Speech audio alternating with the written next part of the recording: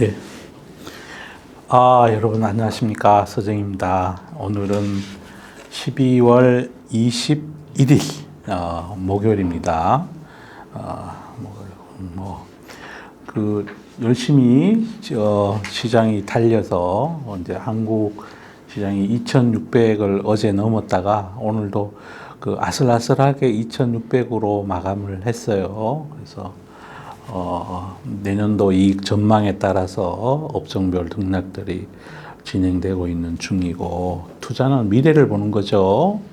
미래를 보는 거여서 미래에 맞는 그런 투자를 꼭 하시기를 그렇게 당부를 드립니다. 자, 오늘은 우리 또 PD님하고 PD님이 궁금한 게 많으세요. 그래서 자꾸만 이제 저한테 뭘 자꾸만 이제 질문을 하세요. 그래서 저는 이제 여기 PD 분들이 잘생기기도 했지만 머리도 좋으시고 또 젊으세요. 그래서 제 아들들 같고 딸들 같은 나이 또래예요. 그래서 아주 즐거운 마음으로 제가 자녀들에게 하는 것처럼 진심을 다해서 제 아는 바를 말씀드리고자 해요. 자, 우리 시작할까요? 네, 선생님 오늘도 미국 주식, 미국 시장 관련된 질문을 가지고 왔어요. 네. 제가 기사를 읽다가 이 네. 골디락스 장세라는 말이 요즘 너무 많이 나오더라고요. 이게 무슨 의미인가요? 골디락스라는 건 주식시장이 제일 선호하는 거죠. 한마디로 얘기하면 인플레이션율은 낮은 채로 경제가 침체되지도 않고 너무 가열되지도 않은 채로 이제 매크로가 흘러가는 거예요. 경제 성장률로 치면 뭐 한 1.5에서 2%대, 인플레이션율이 한 뭐 1.5, 2%대, 그러면 명목 금리가 그 두 개를 더한 거니까 한 3% 정도 나오겠죠, 그죠? 그러면 시장이 가열되지도 않고 뭐 이렇게 공포에 빠지지도 않고, 왜 그러냐면 금리가 요동할 때마다 우리가 막 그 기업의 펀더멘탈 말고도 신경 써야 될 게 많아지면 투자가 힘들어지잖아요, 그죠? 금리가 너무 많이 오르면 이제 이 위험 자산에 대한 디스카운트가 할인이 시작이 돼야 되고, 이론적으로도 할인해야 돼요. 또 너무 금리가 너무 낮아지면 또 특정 섹터에 버블이 끼고, 그리고 또 경기 민감재들이 너무 많이 힘들어지고 그러죠. 그래서 투자자들이 가장 선호하는 거는 가열되지도 않고 또 침체되지도 않는 안정적 성장 더하기 낮은 인플레이션율. 그러려면 뭐 수반돼야 되는 게 많겠죠. 일단 뭐 코로나 시절처럼 공급망의 이슈로, 인플레이션율은 공급 요인이 있고 수요 요인이 있잖아요. 수요 요인의 인플레이션을 디맨드 풀 인플레이션이라 그러고, 또 공급 부족 때문에 생기는 거는 이제 서플라이 체인의 인플레이션이라고 그러죠. 그런데 지난 그 코로나 때는 그 두 가지가 다 겹쳐 있었죠.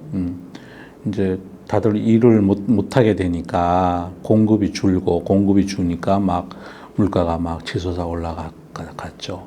그리고 또 공급이 원활하게 됐을 때는 너무 많이 풀려 있는 돈 때문에 소득 수준, 그러니까 명목으로 실질 수령하는 임금이 늘어나니까 실질 가치가 아니라 명목 가치로 막 씀씀이가 헤퍼졌죠. 그리고 또 코로나 때 받은 보조금, 이런 지원금을 가지고 소비하면서 미국의 물가가 막 엄청 올랐던 그런 우리가 아픈 추억이 있죠.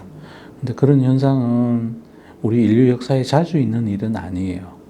항상 뭐 이렇게 팽창했다 수축했다 팽창했다 수축했다 계속 그러고 있는 중이라서, 주식 투자하는 입장에서는 세상이 이제 골디락스로 아주 좋은 세상이 오면 아주 좋죠. 그 대신에 또 매크로를 잘 봐야 돼요. 이제 이상한 징조가 보이면 욕심을 내려놓고 또 다음 위험에 대비하는 그런 습관을 항상 가져야 돼요.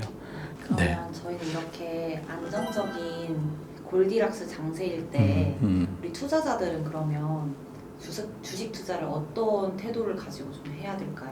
아주 편안하게 성장하는 기업들, 이런 기업들. 그러니까 오직 주식의 이제 매크로 분석보다는 어떤 바텀업으로 어떤 기업이 성장한다, 뭐, 그때는 세상의 변화에 맞는 기업들이 또, 자금 조달도 잘 하고, 투자하고 이러면서 많이 성장을 또 구가하게 되지요. 그리고 또 그때는 골디락스 장세일 때는 이제 오직 그 기업의 스토리가 시장에 풀로 반영할 수 있어요. 다른 우려가 없으니까, 그죠? 금리 우려도 없고, 뭐, 이러니까, 이럴 때는 아주 편안하게 펀더멘탈 공부하고, 세상의 변화에 맞는 구조적 성장주도 찾는 노력도 하고, 또 옛날에 금리가 이렇게 막 고금리일 때 피해받는 섹터들, 그런 섹터들이 또 다시 반등할 거예요. 이제 그런 기업들 위주로 아주 편안하게 투자할 수 있는 좋은 시절이죠. 네. 그래서 더 요즘에 그 미국 빅테크 주에서 차익 실현을 많이 하고 네. 중소형주로 몰려가는 개인 투자자들이 많다고 하더라고요. 그거 아주 안 좋아요. 아주 안 좋아요. 우리 왜 통화에도 그레샴의 법칙인가요? 악화가 양화를 구축한다고. 그래서 자꾸만 많이 올랐다는 이유로 시가총액 수천조짜리 회사를 수시로 샀다 팔았다 하고 변동성 높은 중성주로 옮겨가고, 그렇게 하면 돈을 많이 먹을 것 같지만 습성이 한번 그렇게 들면 포트폴리오로 짜서 세상의 변화에 맞는 뭐 AI 시대에 진짜 엄청난 그 대변혁의 시대에 있는 어떤 기업들을 오랫동안 끌고 가서 이제 호박을 키워서 먹어야 되는데 그냥 좁쌀 굴리기만 하는 거니까 그렇게 해서는 돈이 잘 안 벌려요. 그리고 우량한 에셋을 팔아서 우량하지 않는 에셋을 사는 거니까 이렇게 한번 생각해 보세요. 부동산이라고 가정했을 때 부동산 가치를 결정하는 가장 큰 요소가 로케이션이잖아요. 위치, 입지잖아요. 사람들이 많이 다니는 그런 곳에 있는 좋은 부동산은 한 번 사면 안 빠지잖아요. 근데 왜 주식을 그렇게 좋은 거를 잘 골라놓고 그걸 왜 파냐고요. 가령 뭐 1970년대에 강남에 예를 들어 뭐 땅을 100평 샀다. 그 수시로 샀다 팔았다 했으면 돈 남는 거 하나도 없어요. 또 강남에 땅을 팔아가지고 저기 뭐 고성에 잼버리 대회가 유치된다고 뭐 만약에 그런 일이 있었다 쳐요. 그럼 그 부동산 중개하는 사람이 와서 야 여기 강남에 땅 100평 팔면 여기 3만 평 산다. 아이고 그래 거기가 그걸 샀다고 쳐봐요. 유동성도 없잖아 거기는. 그 임자가 나타나기가 얼마나 어렵겠어. 3만 평이나 된다고 치면 강남에 100평하고 거기 3만 평하고 저 같으면 강남에 100평 들고 고집 피우겠습니다. 그러니까 우량한 에셋은 유동성도 풍부하고 또 우리가 빅테크라고 하는 것 중에도 각자가 스토리가 다 다르잖아요. 애플의 스토리가 다르고 또 마이크로소프트의 스토리가 다르고 테슬라의 스토리가 다르고 엔비디아의 스토리가 다르고 다 스토리가 틀려요. 그 스토리가 앞으로 세상 변화에 밀접하게 관련이 돼 있고 그렇다면 계속 가져가야죠. 또 우리가 그 세상을 살 때 강한 것들을 우리가 피킹해가 있으면 설사 불황이 와도 덜 다치겠죠, 그죠? 이거 빅테크들은 진짜 슈퍼 갑이에요. 정말 슈퍼 갑이에요. 그래서 그거를 팔고 진짜 싼 게 비지떡인 그쪽으로 자꾸 옮겨가면 그건 투자가 아니에요. 그건 트레이딩이라고 그러죠. 트레이딩. 트레이딩에서 그거 참 주식이 참 재밌는 게 지나간 궤적을 보면 트레이딩은 많이 먹을 것 같아. 저기서 사고 여기서 올라가면 팔고 여기서 사고 그거 잘 안 돼요. 대부분은 좋은 에셋을 샀으면 내가 무슨 일이 있어도 내가 진짜 이거는 블루칩이니까 난 이건 끝까지 들고 가볼래 라고 들어가시면 돼요. 다만 연간 차트 기준으로 상승하고 있는 추세를 깨지 말아야 돼. 연중에 있는 작은 눌림목 이런 것들은 그냥 무시하시면 돼요. 그거는 시장에 있는 어떤 수급이 만든 주가니까. 그래서 그러면 그렇게 우량한 회사 팔아서 수급이 만드는 주가고 열심히 하면 쫓아다녀 보십시오. 제일 중요한 건 습관인데요. 습관이 그렇게 든 사람은요, 장기 투자를 못 해요. 삼성전자 사서 오래 못 들고 가요. 한인수 사서 오래 못 들고 가고, 항상 그날 어떤 이슈 있는 걸 찾아다니려고 그래요. 피곤해. 절대 여기 계신 PD님들은 그런 투자 하지 마세요. 그런 투자 하다 보면 생업이 또 안 돼. 자기가 원래 하는 본업이 있을 거 아니에요. 학생이면 공부, 또 뭐 직장에 다니는 분이면 직장에서 젊은 분들 열심히 하고, 젊은 분들 뭐 나이와 상관없이 본업을 열심히 해서 인사 고과도 잘 받고 주위 사람들에게 저 친구 애티튜드 훌륭한 사람이야 이런 칭찬 받고, 그게 훨씬 중요하지. 그 돈 몇 푼 저 빅테크 주식 좋은 주식 팔아서 그렇다고 해서 빅테크가 막 조정이 없을 거라고 제가 그렇게 얘기한 건 아니에요. 저 단기 주가 몰라요. 근데 빅테크 회사들이 시대의 흐름에 맞는 하두를 다들 가지고 있더라고요. 제가 보니까. 그래서 어떤 거는 반영이 많이 된 거는 또 조정을 좀 받겠죠. 조정을 두려워하시면 안 돼요. 그리고 조정하는 걸 내가 고스란히 피했다가 다시 살 거야. 그것도 잘 안 돼요. 진짜 잘 안 돼. 왜 잘 안 되냐 하면요. 팔아가지고 현금이 생기잖아요. 안 기다리고 딴 데 가. 그럼 뭐 많아, 주위에. 그러면 훗날에 되면, 예를 들어 막 블루칩, 시가총액 큰 것들이 올라갈 때 내 포트폴리오는 안 올라가요. 그러면 안 올라가는, 내가 진짜 스윙하려고 들어갔던 그걸 팔아가지고 다시 비싼 값에 블루칩을 또 사야 돼. 그걸 계속 반복하면은 계좌는 수익이 안 나요. 네. 그러면 이런 골디락스 장세에서 경기 민감주 같은 경우는 어떤 식으로 흘러갈까요? 경기 민감주는 대부분은 장기적인 추세가 없어요. 그래서 골디락스 장세의 경기 민감주가 같은 방향으로 가지는 않고요. 섹터마다 다르겠죠. 조선주의 흐름이 다를 거고, 클락슨 성과라든지 구남이라든지 그런 수요, 그다음에 또 그 원재료가 되는 철강 가격의 변동 이런 데 따라서 기업 워닝이 달라질 거고, 화학은 또 화학대로 달라질 거예요. 화학은 또 뭐 이렇게 원가 구조 때문에 어떤 특정한 나라가 싸게 많이 만들면, 옛날에는 중국이 옷을 입는다고 이런 컨셉으로 해서 온통 그 화학, 그것도 그냥 납사 크래킹 해가지고 나일론 만들고 에틸렌 만들고 그런 회사 주가가 엄청 많이 올랐어요, 예전에. 그래서 그거 다 구조적 성장주라 그랬어요. 그런데 구조적 성장주 전혀 아니었죠. 경기 민감주의 특징은 피 가격이 올라가서 이익이 많이 나고 호황이 나면 진입 해자가 없기 때문에 너도 나도 공장을 지어요. 그러면 경기 그게 마진이 높다 그래서 너도 나도 다 참여하게 되면, 그런 데다가 금리가 올라가고 해서 경기까지 하강하게 되고 공급자가 많이 늘어나면 부도나요, 이제. 부도나요. 그런 사례가 되게 많아요. 가만히 보시면. 근데 그거 조심하셔야 되고요. 경기 민감제라 해서 다 같은 한 방향으로 안 움직여요. 그러니까 그건 바텀 어프로치도 함께 해야 돼요. 내가 투자하고 있는 경기 민감제가 이번 사이클에 좋은 이익을 내줄 건지는 그 산업마다 틀려요. 경쟁 관계도 틀리고. 다만 경기 민감제의 공통적인 특징은 뭐냐 하면 진입 회사가 없어요. 거의 다. 철강 이번에 이제 신일본 제철이 US 스틸 인수한다 그러잖아요. 조강 생산 양으로는 신일본 제철이 훨씬 크고 US 스틸은 그렇게 많은 그 조강 양이 아니에요. 그러다 보니까 시가총액도 훨씬 작고 그런데 US 스틸은 미국 산업의 어떤 뭐라 그러나요? 그 자존심 같은 거겠죠. 돈 안 돼요. 돈 안 된다니까요. 돈 안 되니까 오히려 팔아 넘기는 거죠.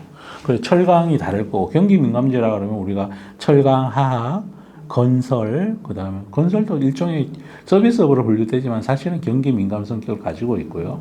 해운, 운송, 조선 이런 거 다 경기 민감제예요. 근데 그 각각의 산업의 사이클이 또 틀려.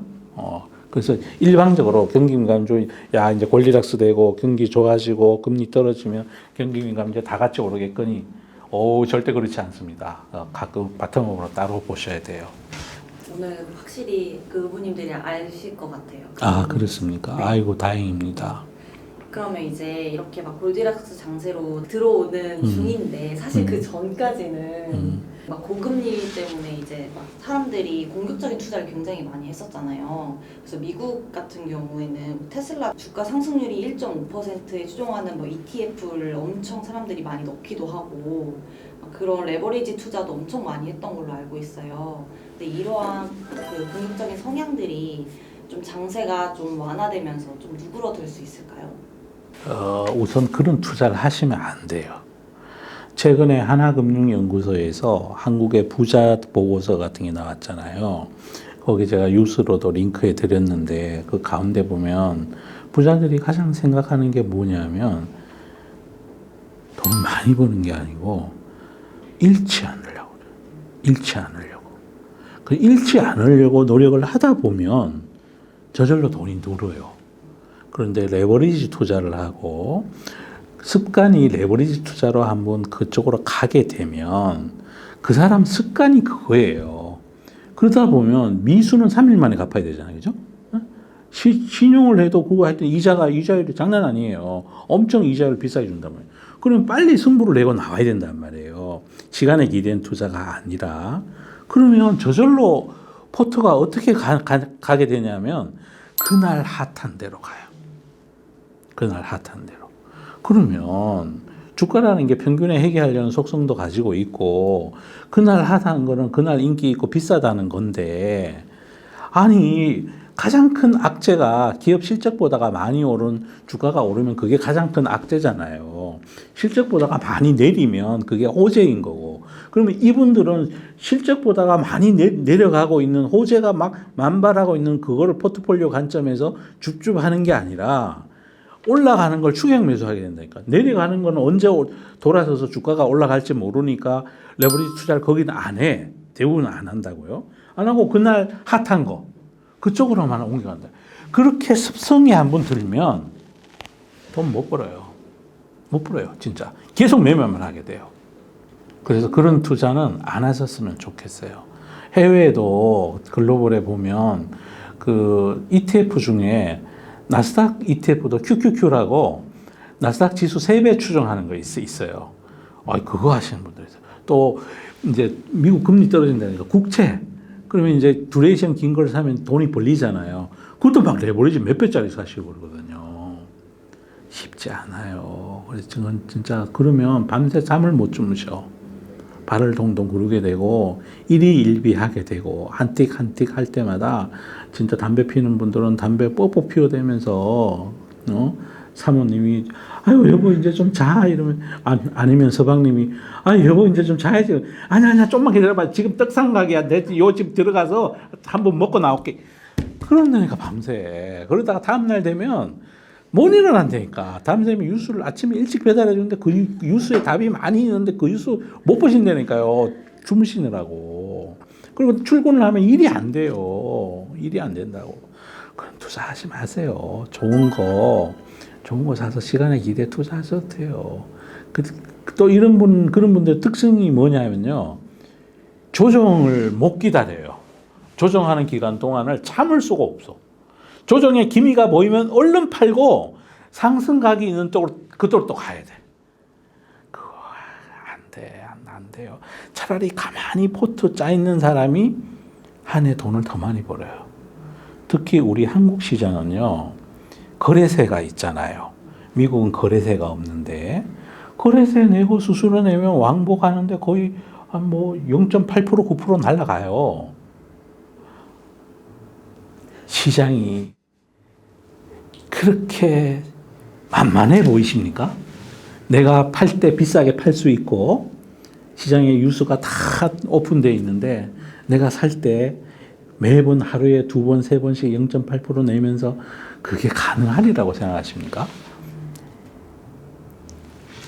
저도 잘 안 되더라고요. 예전에 많이 해봤어요.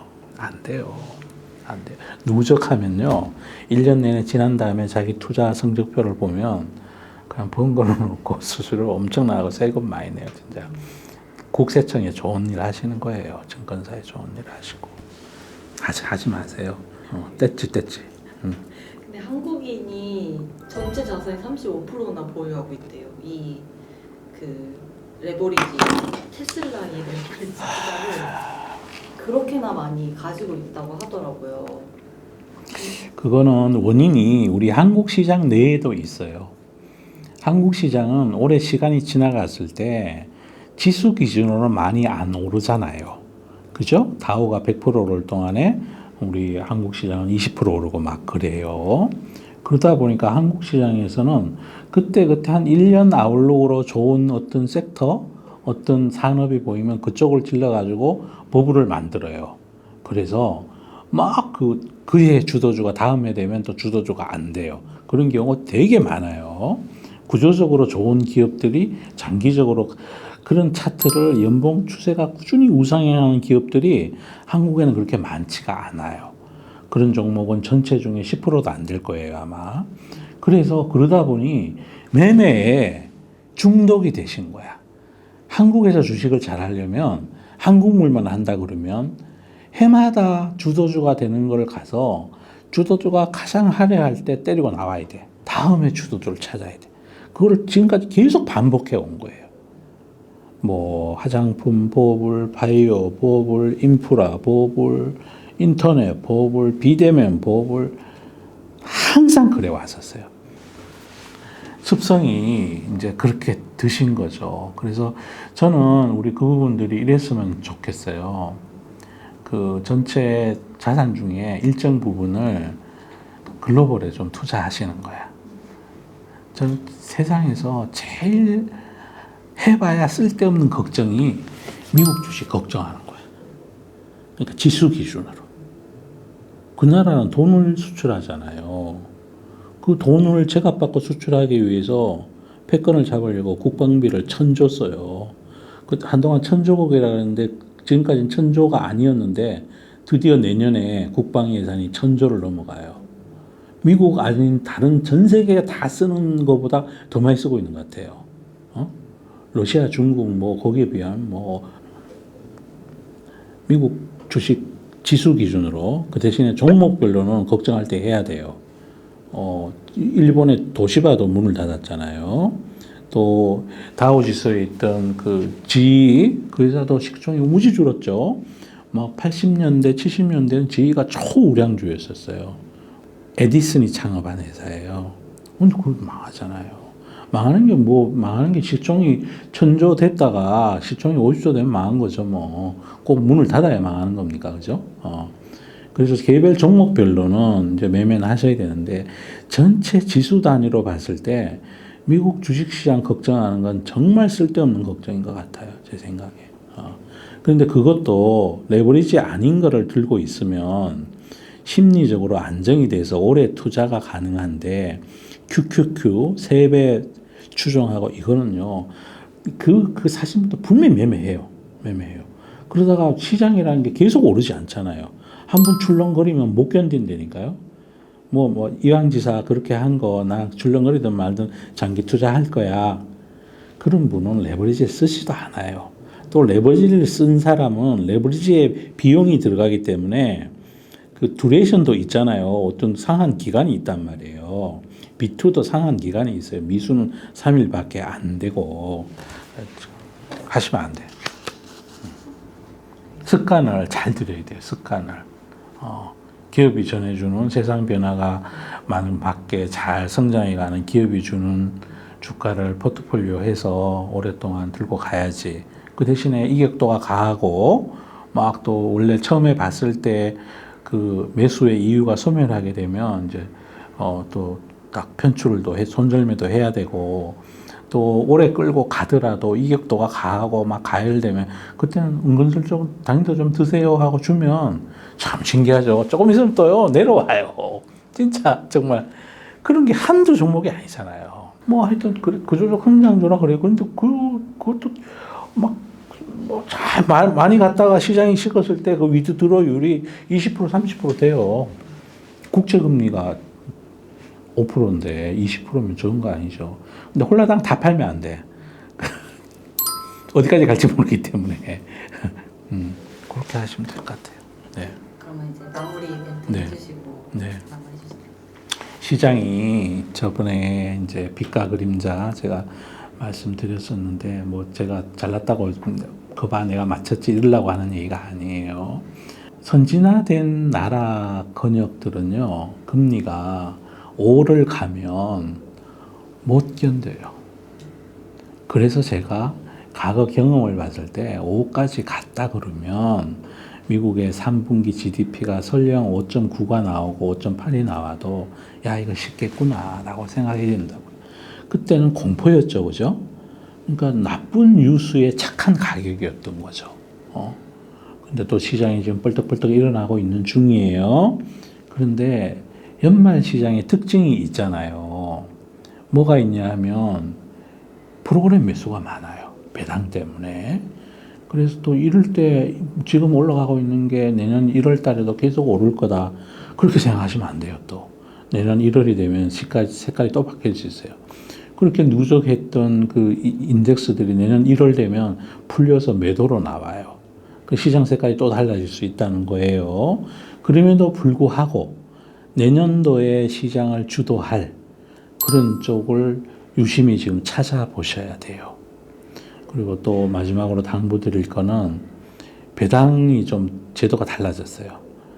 12월 27일 날 그때가 배당부로 거래되는 예년 같으면 마지막 날이고 그럼 나 배당 받았어 하고 12월 28일 날 홀라당 팔았는데 어떤 기업은 배당락이 그때가 아닌 기업들이 생겨요. 원래부터. 내년이 될 수도 있어요. 가령 내가 기업은행 주식 갖고 있어. 그 회사가 해마다 한 10% 배당 주잖아요. 그래서 12월 27일까지 딱 들고 있다가 나 이제 배당 받았으니까 다음 날 뭐 마이너스 한 5%, 10%에 팔아도 나 똔똔이다 그러고 던질 수 있는 거거든요. 돈을. 아니에요. 이 원래는 그게 아니야. 대운의 금융회사들 그다음에 현대차 그룹도 배당락을 연말에 안 하는 것 같아요. 그래서 그거 있어요. 그거 다 공시한 것들이 있으니까 각자 확인해서 차고 없도록 또 그걸 모르고 파는 사람 분명히 있을 거예요. 그럼 12월 28일 날 이제 이삭죽기 배당락이 안 됐는데 누가 모르고 파는 거 있으면 감사한 마음으로 사야죠. 그런데 막 그야말로 이삭죽기니까. 그렇습니다. 날씨가 많이 추워요. 오늘 한파 경보가 내렸대요. 어제는 눈도 오고 주식시장은 무서워요. 무섭다고요. 주식시장에는 편먹고 하는 게 하나도 없어요. 다 자기 이해관계를 그거에 근거해서 매매하는 분들이에요. 원래 돈의 생리가 그렇잖아요. 그게 허물이 안 되는 게 주식시장이에요. 서로가 자기의 이익을 위해 최선을 다하는 거. 그 대신에 번 돈은 정말로 좋은 데 많이 쓰셔야 되고 사랑을 나누는 데 쓰시면 돼요. 그리고 어떤 경우에도 불법, 남 해치는 거, 시세 조정, 허수호가 뭐 이런 거 하시면 안 돼요. 네? 그러면 반드시 후가가 따라와요. 자, 오늘 수업 여기서 마치기로 하겠습니다. 주가는 그 기업이 세상 변화에 맞춰서 만들어요. 항상 깨어 있으시면서 그렇게 포트폴리오 관리를 잘 해 나가시고 연말에 내년도에 좋을 거 이렇게 잘 선별하셔서 관리 잘 하시기 바랍니다. 감사합니다.